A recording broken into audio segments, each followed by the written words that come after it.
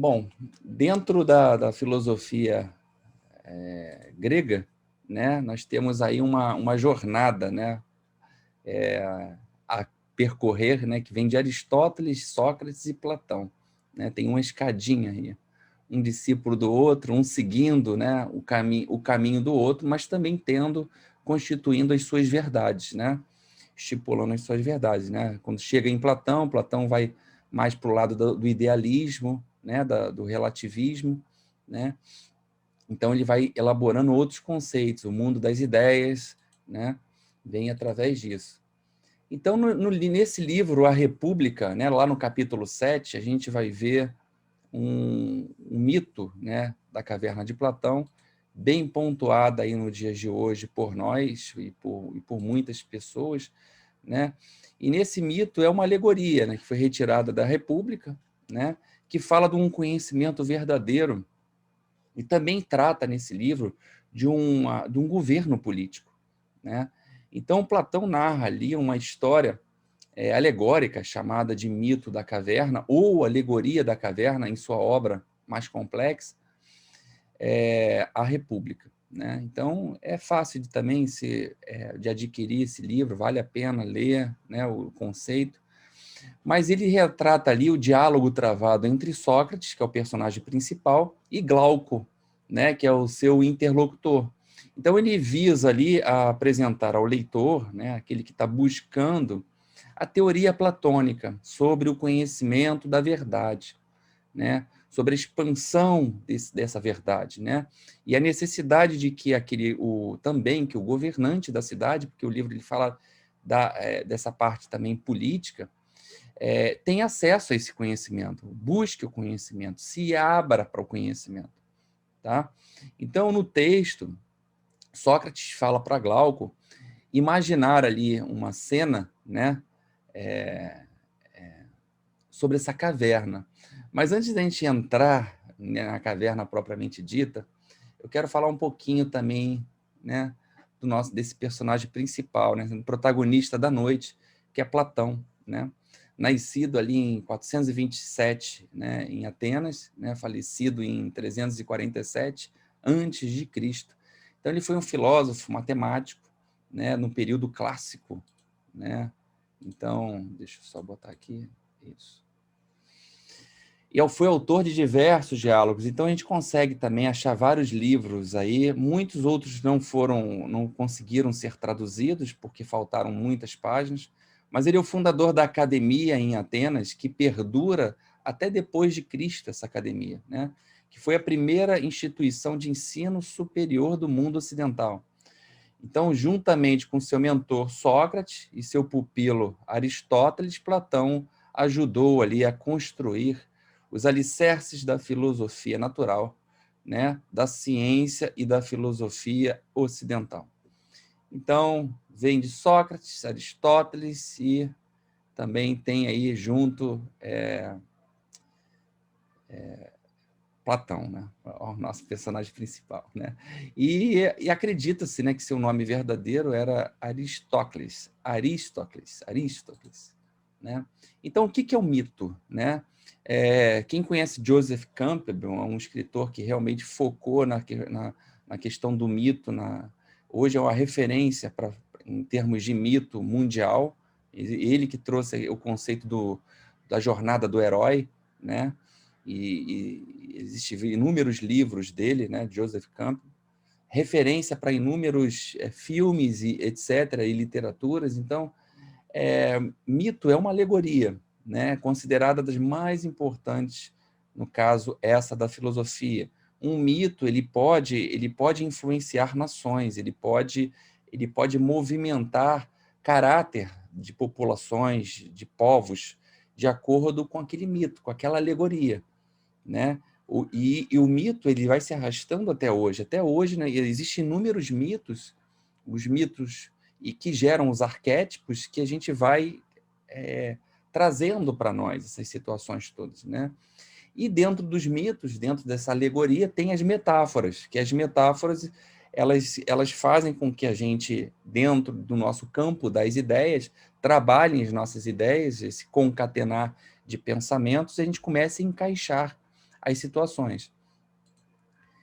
Então, agora, realmente, indo diretamente na caverna, propriamente dita, né, nesse texto, né, contido na República, Sócrates fala para Glauco imaginar ali a existência de uma caverna onde prisioneiros vivessem ali desde a sua infância, estão ali desde a infância deles, e estão ali com as mãos amarradas ou com os pés amarrados numa parede. Então, estão presos. E eles podem ali avistar somente sombras à sua frente, sombras que são projetadas na parede situada à frente dele. Então, cresceram, então, na época de jovem, e vão crescendo e só vendo aquelas sombras passando, as sombras indo, né? E as sombras são ocasionadas por uma fogueira que está bem atrás, né, em cima de um tapume, né, situada na parte traseira da parede, onde eles estão acorrentados, onde estão presos. E homens, no meio disso tudo, entre a fogueira e as pessoas e os prisioneiros amarrados, tem homens que passam ante a fogueira, né, fazendo gestos, né, e passando objetos, né, formando então à sua frente sombras, né, sombras de maneiras distorcidas, né, e esse é todo o conhecimento daqueles prisioneiros que eles tinham pelo mundo. Então, tudo que eles sabiam do mundo era aquela sombra ainda meia rarefeita, que refletia na parede, aquilo realmente era o que eles tinham de visão do mundo. O mundo para eles era aquilo. Então, aquela parede da caverna, aquelas sombras, né? E os ecos dos sons que eles ouviam, que era o caminhar, era o barulho da fogueira, né? Todos os sons que a caverna emitia, que era produzido, esses prisioneiros também captavam. Então, o que a gente já vê aí? A gente vê a questão dos órgãos sensórios, do mundo das sensações, né? Que fazer muito sentido, um mundo muito denso, onde as sensações e o mundo dos sentidos é o que realmente tange o ser.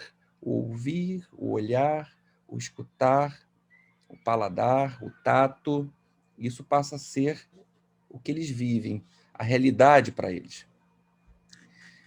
Repentinamente, né, com o movimentar daqueles prisioneiros, um dos prisioneiros ele foi liberto. Né? Ele começou a se mexer e se libertou. E andando ali pela caverna, ele percebe que havia as pessoas que estavam projetando as sombras, né? Que ele julgava ser a totalidade do mundo, aquilo, como se fosse situação do mundo passando. E ali tinha também aqueles que eram mais, de acordo com a hierarquia ali entre eles, aqueles que eram chamados de amos, que eles chamam de amos, que faziam o trabalho de, não, vamos continuar aqui, não, vamos manter a nossa visão para cá. E ele fala, eu estou vendo aqui, não, vamos manter aqui. Então, ele começou a andar pela caverna, começou a ver toda essa situação, pessoas projetarem, começou a ver um fogo ali em cima do tapume e começou a caminhar e encontrar já um caminho íngreme.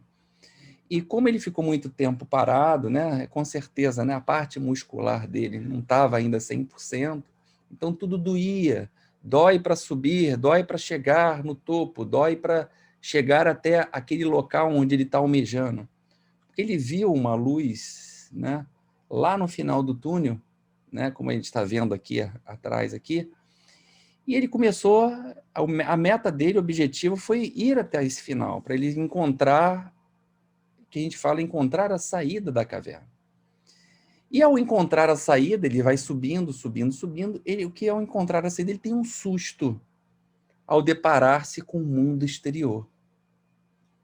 A luz solar ofusca sua visão e ele sente ali, no caso, desamparado, desconfortável, deslocado totalmente do mundo, mas ao mesmo tempo vislumbrado com tudo aquilo que ele estava vendo, porque ele tinha só uma concepção interna, onde o mundo era só aquela questão daquelas sombras que passavam e os sons que eles ouviam e as sensações do próprio corpo. E aos poucos, a sua visão, que não estava acostumada com a luz, foi acostumando. E ele começa a perceber a infinidade no mundo, o horizonte, aonde o olhar dele leva, e de toda a natureza que existia à sua volta fora daquela caverna. Então ele percebe que aquelas sombras, né, que ele julgava ser a realidade, né, na verdade, são cópias imperfeitas daquilo que é uma realidade que ele agora está enxergando. Então, nesse momento que ele começa, olha só, o campo das ideias funcionando, que ele começa a concatenar as ideias e começa a perceber que aquilo que ele via, o pássaro que passava, um cavalo, as plantas, uma roda, tudo aquilo que ele via materialmente passando em sombras rarefeitas, ele começou a perceber isso na realidade, como isso, vida. O pássaro mesmo em vida, as árvores, tudo vida. E nesse momento, o prisioneiro liberto, ele poderia fazer duas coisas ali: e retornar para a caverna, libertar os prisioneiros, ou viver sua liberdade. Ele poderia escolher duas opções. Então, uma possível consequência da primeira possibilidade seria os ataques que ele sofreria. Então, o que ele fez? Ele resolveu voltar à caverna, né? Onde muitos podem julgá-lo como um louco. E isso, vai voltar, descobriu, conseguiu sair. Porque ele falou, vou voltar à caverna para poder levar a todos e mostrar a todos que aqui tem um mundo. Aqui tem um mundo ao nosso dispor, e que o mundo não é isso. Que a realidade não é essa. Que a gente pode ver outra realidade, basta que a gente saia dessa situação onde a gente está preso, acreditando nessa situação. Ele desceu com essa situação. Então, o que aconteceu quando ele desceu? Ele foi avisando aos outros presos, olha só, isso aí é diferente. Esses que estavam mais na hierarquia começaram a chamar ele de louco, a julgar ele de louco. Que isso? Não vamos fazer isso não, isso aí é mentira, não existe nada disso. Né? Mas aí ele acreditava que era a situação justa a fazer, que era descer e avisar os seus companheiros. Então, Platão ele está dispondo aí, nesse momento, hierarquicamente falando, os graus de conhecimento com essa metáfora. E falando assim que existe um modo de conhecer, de saber, que é o mais adequado para se pensar por cada um. Então, é óbvio que dentro de um conhecimento levado a alguém, não é todos que vão realmente agregar aquilo, ou não vão, porque aquela verdade é a verdade para ele, que é a realidade, ele não quer sair daquilo. Então, ele enfrentou essa situação interna, mas mesmo assim ele conseguiu movimentar, né, alguns que quiseram o seguir para fora. E começaram, quando saíram, né, do lado de fora, começaram a perceber, realmente ele estava certo. É real, existe um outro mundo fora da caverna. Então, essa passagem ele é fantástica porque ela nos leva a inúmeras ponderações. Essa metáfora ela pode ser interpretada de várias formas, né? Mas o mais importante daí é a gente entender a importância que são as fases que nós, seres humanos, passamos, né? Deixa eu ir passando aqui para vocês, para poder ter esse vislumbre, enxergar um novo horizonte.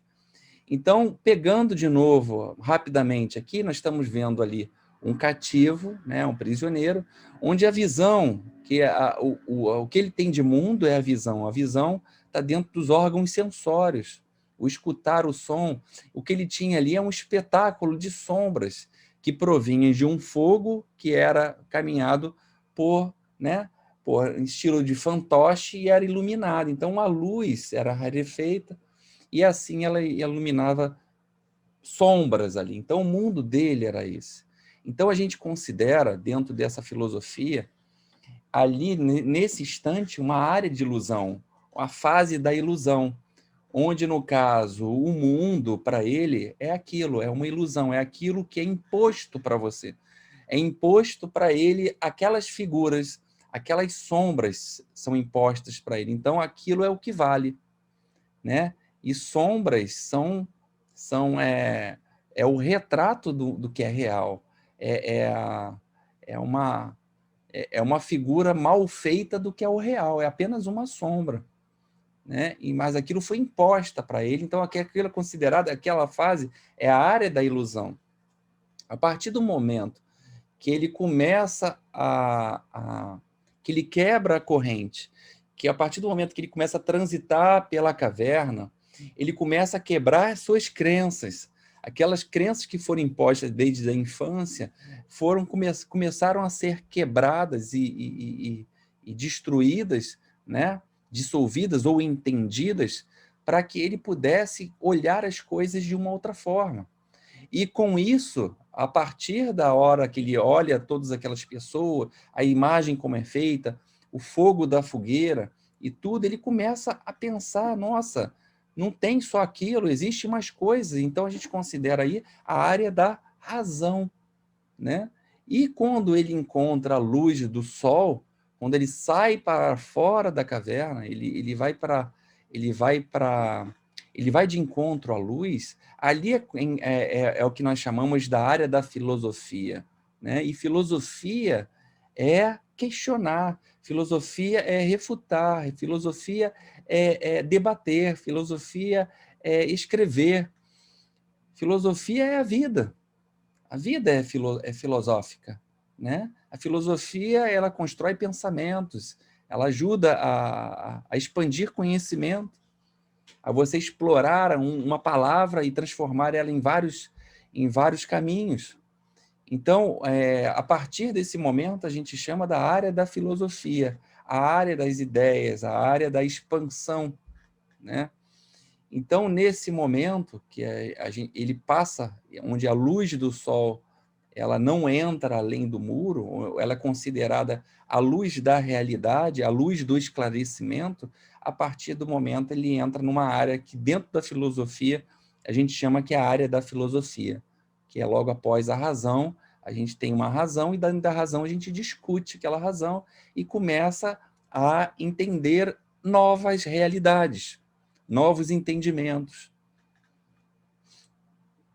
Então, o simbolismo do mito a gente pode encaixar com inúmeras situações.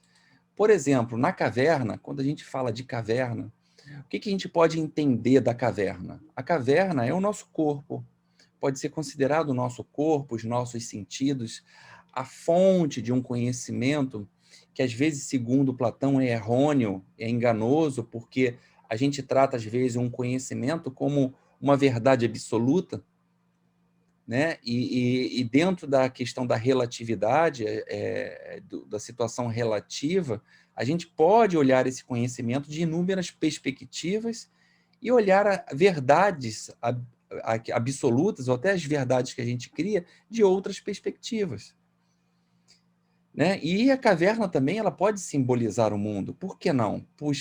Porque na caverna ela apresenta imagens, né? Que não apresentam realmente, não representam a realidade.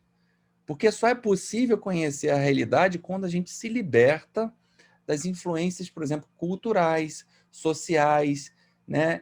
Impostas, que formam crenças em nós, ou seja, quando saímos da caverna. E os prisioneiros? Os prisioneiros da caverna são os homens comuns, ou seja, somos nós mesmos, sabe? Que vivemos em nosso mundo limitado, presos em crenças costumeiras. Olha só como as coisas vão... Depois a gente vai levar isso para o nosso dia a dia, mas vamos na parte simbólica, né? Fazendo esse simbolismo com as situações, com os objetos dessa cena. E as sombras e os ecos, né, que eles começam a ouvir ali, né, as sombras e os ecos, elas nunca são projetadas exatamente do modo como os objetos que os ocasionam são. Então, aquilo que eu estava falando, né, as sombras, elas nunca realmente elas vão projetar a realidade daquele objeto, os detalhes que tem aquele objeto. Sombras são sombras. Elas são apenas ali, distorções das imagens. E os ecos, o que são os ecos? Os ecos vão ser as distorções sonoras. Então, esses prisioneiros estavam vendo e ouvindo distorções de uma realidade. Por isso, esses elementos, eles simbolizam esse momento aí dos sons e das imagens, simboliza as opiniões erradas, né? O conhecimento preconceituoso do senso comum que julgamos ser verdadeiro. Ah, o senso comum pensa assim, a gente pensa assim. Não, espera aí. Eu posso olhar de uma outra forma. Sombras e ecos. Saída da caverna. A saída da caverna significa realmente você buscar o conhecimento verdadeiro. Você ir atrás realmente daquele conhecimento que vai te libertar. Né? Então, eu costumo falar isso, né? Uma vez dando aula, né, para um grupo de alunos lá no nosso céu, falando sobre isso, e a gente falando sobre conhecimento, veio uma frase, né, que eu uso muito no capítulo 3 do meu livro, que é quando a gente fala de conhecimento, que fora do conhecimento não há libertação. Se a gente não buscar conhecimento, realmente a gente não liberta. A gente não olha a vida de uma outra forma. O conhecimento, ele te leva para tudo, para você conhecer o amor, experimentar as situações, porque o experimentar é conhecimento. O resultado de uma experimentação é conhecimento, as quedas é conhecimento, as vitórias são conhecimento, ler um livro é conhecimento, viver a vida é conhecimento. E isso faz com que você liberte de grilhões, né? Que nós mesmos nos colocamos e ficamos como prisioneiros em cavernas internas, né? Em cavernas externas. E a luz solar? Né? A luz solar, que ofuscou a visão daquele prisioneiro, né? Liberto, né? Ele coloca diretamente a pessoa, ou colocou o prisioneiro direto numa situação de desconforto, porque foi muita luz. Muita luz, ele não estava acostumado com muita luz, né? E a gente realmente, às vezes, não está acostumado com tanta luz, quando o conhecimento verte na nossa frente, verte à nossa volta. Então, o conhecimento, nesse momento, a luz solar, ele representa o conhecimento verdadeiro, né? A razão, a filosofia, são esses estágios da razão indo para a filosofia, que realmente as coisas vão se integrando e é bem colocado de uma forma super, mas super simbólica pela luz solar, né? Que representa tudo isso. Então, aqui foi o que eu acabei de falar para vocês, né? Então, aqui temos uma outra colocação, né, que eu já falei também, que é as sombras, né? Tudo que a gente vive, as sombras da realidade que vivemos, são ilusões, né? As ilusões, dentro do contexto que vivemos, dentro do conceito hinduísta, né? A gente vai encontrar a palavra Maya, né? Que os hindus colocam muito bem essa questão da Maya, né? Que vivemos Maya, vivemos um mundo de ilusão, né? Vivemos a ilusão. Aqui falamos também. Aqui é importante a gente falar sobre isso, porque dentro da caverna, tem, como eu falei para vocês, tem a figura ali do amo da caverna, aqueles que dentro daqueles aprisionados que estavam presos às situações, detinham uma certa hierarquia perante eles.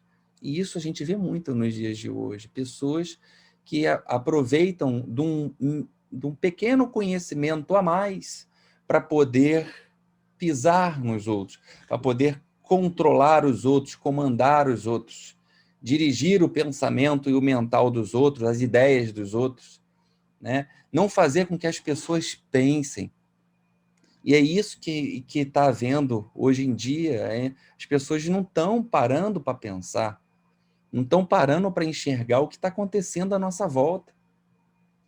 Entendeu?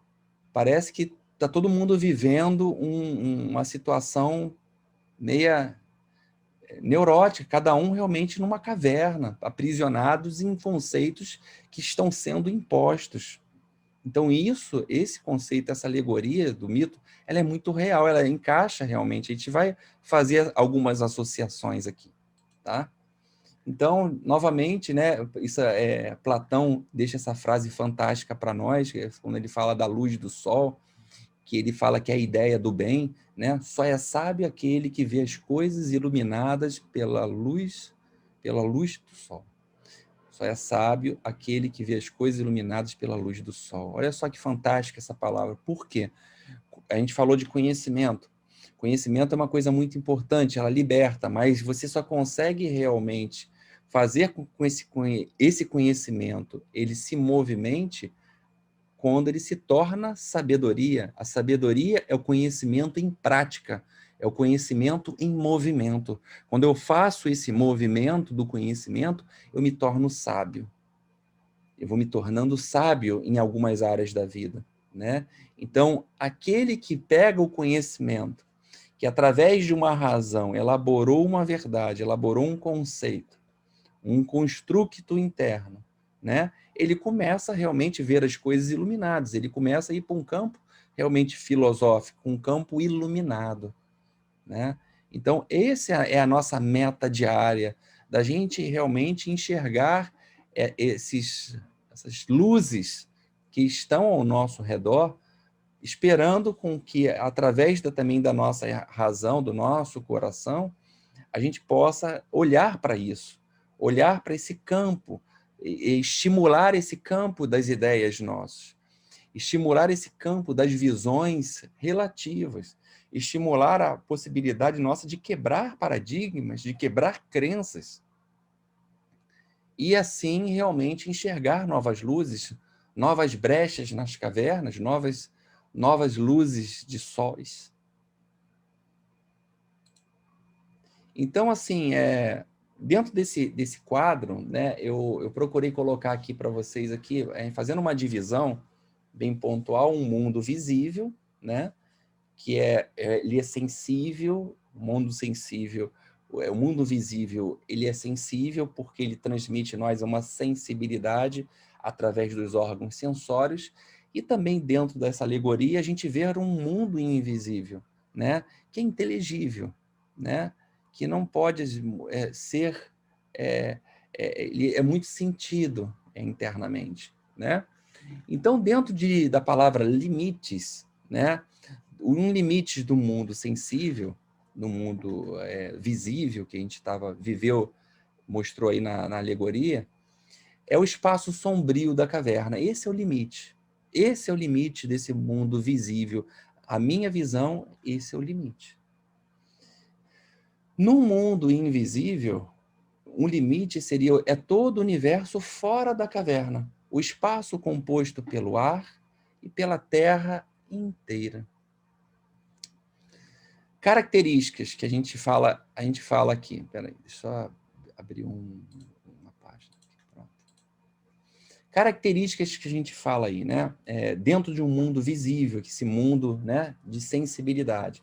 Ele é caracterizado o quê? Pela escuridão, é um mundo de sombras, né? De lusco-fusco, às vezes uma luz, às vezes não, né? De imagens imprecisas, ídolos passando, imagens passando, os objetos passando. E dentro de um mundo invisível, a característica dessa parte inteligível é o dominado pela claridade exuberante, era dominado pelo sol de Hélio, né, em grego, né? É o sol que ilumina tudo, permitindo a rápida identificação de tudo que está à sua volta, alcançando assim a ciência e o conhecimento, a luz que vem através da razão. No mundo visível, de novo, dentro dessa limitação sensível, a condição do homem aí, ela se encontrava encadeada, né? Constrangido ao olhar só para aquela parede na sua frente, ficando o quê? Com a mente embotada. preocupando-se apenas com as coisas mesquinhas do seu dia a dia, em sua situação de desconhecimento e total ignorância. Muita coisa que a gente está vendo, né? Muita coisa que a gente percebe em nós e no mundo, né? E dentro de um mundo invisível, na condição do homem, quando ele procura isso, a plenitude de um homem liberto, né, dessa opressão que a caverna impõe ao homem, podendo investigar a tudo e inquirir todo mundo, sim, ao seu redor, questionador, conhecendo, enfim, as formas perfeitas, tem condições de cultivar a sabedoria, que é o conhecimento em prática, e vai buscando sempre verdades para juntar ao seu ideal, né? E o que orienta o homem no mundo visível, no mundo sensível? O homem é dominado pelas sensações, é dominado pelos sentidos mais primários, pelo desejo. Já no mundo invisível, o homem é orientado pela inteligência, pela razão. Então, quem a gente vê no mundo visível? O homem comum, o homem do dia a dia. E o que a gente vê no mundo invisível? O filósofo, a alma que se eleva no mundo inteligível, aquele que se permite a questionar, aquele que se permite ir além dos seus próprios limites. Porque não é só os limites que são impostos por uma sociedade, ou pelos órgãos da mídia, ou pelos amigos, ou pela família. Não, mas é os limites também que você coloca para dentro de você, que você coloca internamente na sua vida, e isso pode lhe limitar muito lá na frente, a lhe permitir a ser o comum. E nós não viemos nesse mundo a passeio, nós não estamos aqui a passeio, nós viemos para ser mais do que isso. Por isso que o questionamento que sempre buscamos é o quem sou eu, por que eu estou aqui, o que eu vim fazer.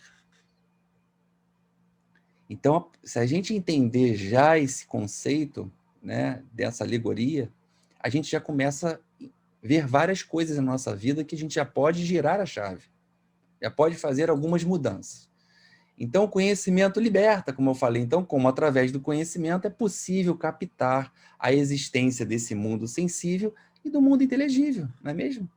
A gente acabou de falar isso. Então, com conhecimento, você abre a sua visão. Você, agora está diferente. Quantas vezes a gente lê um livro, lê um artigo, vê uma série e aquilo amplia a sua visão a tal ponto onde você, caramba, não tinha visto dessa forma. Nossa, como esse conhecimento está me fazendo bem? Estou vendo as coisas de forma diferente? Basta eu tirar as amarras, as algemas que estão me prendendo no muro. Eu tenho que me permitir a isso. Então, o conhecimento, né, ele traz, né, através de um mundo sensível, através dos sentidos, e a questão até empírica da situação, porque empirismo é como está aí, né? O empirismo ele afirma que todo conhecimento e a verdade ela é baseada na experiência e nos sentidos, naquilo que você está vivendo ali, nos sentidos. Isso é a situação, a existência de um mundo sensível. Só que a gente sabe que não é só isso. A gente sabe que nós não somos só matéria, né? Então, a existência de um mundo inteligível, né, ele dentro do relativismo, né, relativismo ele é dentro do campo da filosofia, aquele em que o mundo material, o idealismo, né, o idealismo é aquela situação que dentro de um campo material ele pode ser compreendido, né, plenamente na sua verdade espiritual, mental ou subjetiva. E o relativismo é o conceito em que pontos de vistas não tem uma verdade absoluta ou uma validade intrínseca. Então, por exemplo, se eu pego um controle aqui, vamos supor aqui, o meu celular aqui. Se eu pego o meu celular aqui, eu estou vendo ele de uma forma. Vocês aí estão vendo de outra. Quem estiver do lado vai ver de uma forma, quem estiver do outro lado vai ver de uma forma, assim como quem estiver me olhando. Essa pessoa, quando ela olha para uma direção apenas, ela vai julgar, dentro dos seus conceitos, uma imagem, e em cima da imagem, ela vai determinar um padrão do conhecimento que ela tem, e aquilo vai ser a verdade dela. Mas se ela permitir dar a volta e ver a situação de várias formas, de inúmeros graus, ela vai conseguir, através desse mundo das ideias, desse mundo de relatividade, dessa permissão a si mesmo de olhar a situação de uma outra forma diferente. Isso a gente cresce. Isso faz a gente crescer, isso faz a gente olhar para o mundo de uma forma diferente. Então, quando estão impondo a você a olhar o mundo de uma forma, vai olhando de outra. Vai vendo as outras formas de olhar para você também constituir a sua verdade. Aquela que você, às vezes, só vem direta para você, não pode ser verdade absoluta. Não, eu boto isso muito pontual no meu livro. E as religiões, muitas religiões, elas impõem uma verdade absoluta. E isso trava o ser humano nesse campo de encontrar a saída, de ver a luz do sol por si só, porque isso é um caminho individual. Um mestre, por exemplo, ele direciona o caminho, ele vai mostrar o caminho, mas o percorrer desse caminho é do discípulo.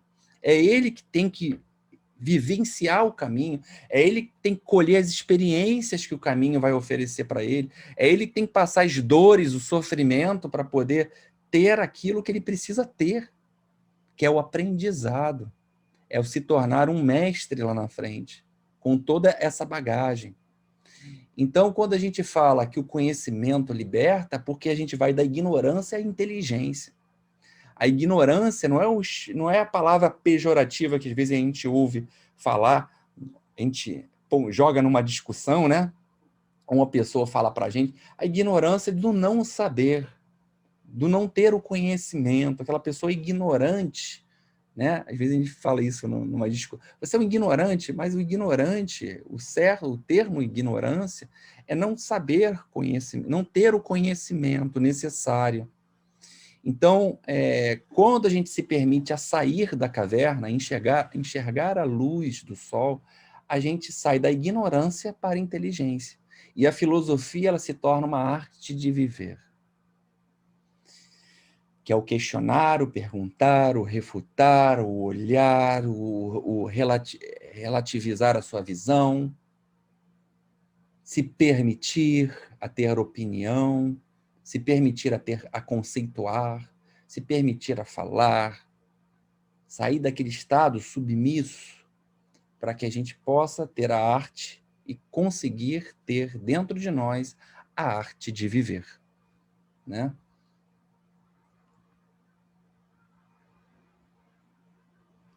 Então, assim, deixa eu voltar aqui na alegoria, naquela parte onde está o... Aqui, para a gente poder, olhando ainda para essa figura, a gente também discorrer sobre alguns assuntos relacionados ao nosso dia a dia, o momento que nós estamos vivendo atual, o que nós podemos associar essa alegoria para agora, né? Então, quando a gente vai trazendo a alegoria para o nosso tempo, para o momento atual que vivemos, a gente pode até perceber que o ser humano ele está se permitindo a regredir constantemente, a ponto de estar assim cada vez mais vivendo como um prisioneiro da caverna. Apesar de toda informação, apesar de toda a tecnologia que está à nossa volta e de todo o conhecimento que está à nossa disposição, nessa era que vivemos, estamos nos permitindo a estar como prisioneiros na caverna. As pessoas têm preguiça de pensar, a preguiça tornou-se um elemento comum na sociedade, uma coisa normal, coisa corriqueira, faz parte. Estimulada pela facilidade que as tecnologias estão implantando, que proporcionam a nós, aos jovens, às crianças, aos adultos, a preguiça ela se tornou, mas faço tudo por aqui, aqui é mais tranquilo, aqui eu faço, não, aqui, quando eu ver 3 horas numa rede social. Ou seja, a preguiça intelectual, ela tem sido, talvez, a maior, acho que a mais forte característica do nosso tempo. A preguiça intelectual. Né? É só a gente parar assim para pensar quantos livros eu lia no passado. Porque sempre a gente deu uma desculpa do tempo. Né? Eu não tenho tempo. Eu não tenho tempo. Coitado do tempo, o tempo tão culpado por todos nós, né? O tempo, é o tempo, é o tempo. Ano passado ficamos, né, praticamente nessa situação de pandemia, estamos ainda, mas quantos livros a gente leu ano passado? A gente tem lido? A gente tem aprimorado um conhecimento que já apitou no nosso coração, na nossa intuição, que era para a gente buscar ou para a gente desbravar aquilo? Será que eu ainda vou continuar com uma preguiça intelectual de jogar a culpa para o tempo, jogar a culpa pela vida? Vai buscar conhecimento. Vamos sair dessa caverna. A dúvida socrática, né, levando um pouco para Sócrates, o questionamento, no caso, a não aceitação das afirmações sem antes analisá-las. Então, e essas situações de questionar e de não aceitar a afirmação sem analisar, isso levou Sócrates à morte na antiguidade, foi obrigado a tomar cicuta. Né? E essa é uma passagem fantástica, que carece também até de outros tempos para falar sobre isso, mas o questionar e não aceitar das afirmações impostas sem antes analisar, custaram a vida de Sócrates. E hoje a gente despreza isso, a gente não questiona. A gente não, as afirmações a gente aceita sem analisar. Então estamos prisioneiros nos muros da caverna. A política, né, que vivenciamos, a sociedade, a vida comum, se você perceber, elas deixaram de ser muito interessantes para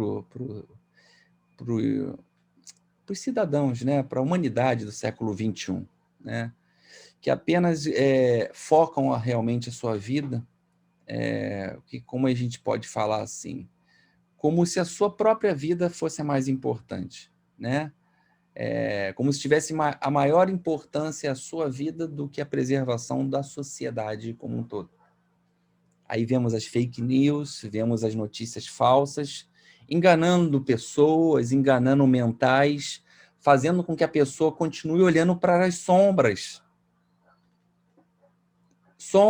da realidade, enganando as pessoas que não se prestam ao trabalho de checar a veracidade das informações, ver realmente se tem confiança na fonte da informação que está sendo entregue. Então estamos presos de novo, estamos nos permitindo a ficar presos de novo em correntes.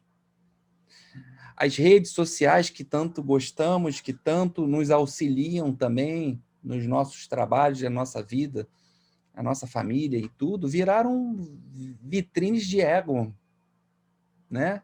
De vitrines onde se mostram sombras, onde realmente a realidade não é colocada. A gente sabe disso, a gente vê várias coisas sobre isso. Às vezes a gente faz isso. E colocamos sombras da realidade.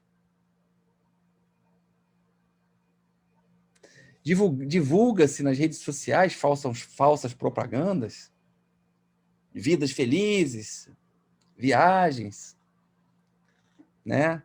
Mas que superficialmente sequer as pessoas sabem realmente o peso que está sobre as costas daquela pessoa que está postando. O peso realmente que a sua existência está trazendo para o mundo e para ela mesma, para o mundo dela. Então, a ignorância em nossos tempos, se a gente parar para perceber, ela está sendo cultivada de uma tal forma e celebrada. Talvez esses filósofos devem estar dando um pulo nos túmulos de ver tudo isso.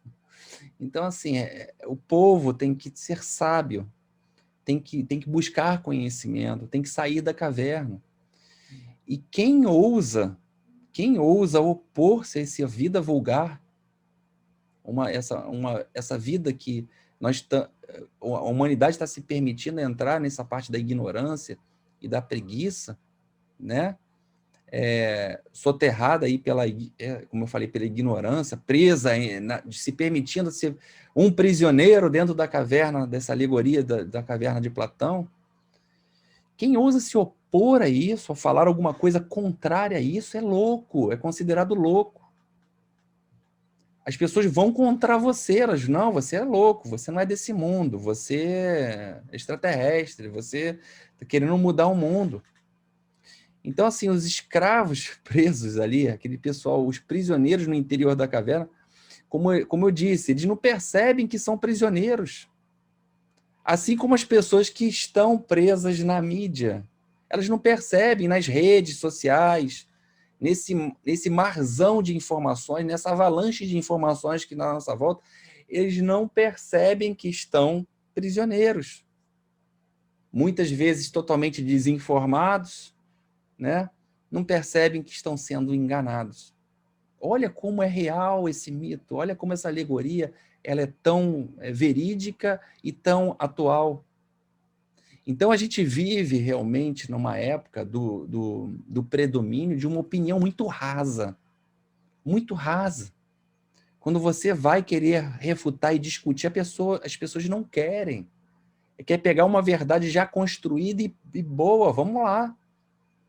Então, essa opinião rasa do conhecimento, o conhecimento muito superficial das coisas, de informações inúteis, e essa prisão cotidiana que arrasta as pessoas, nossa, cada vez mais para a caverna da ignorância.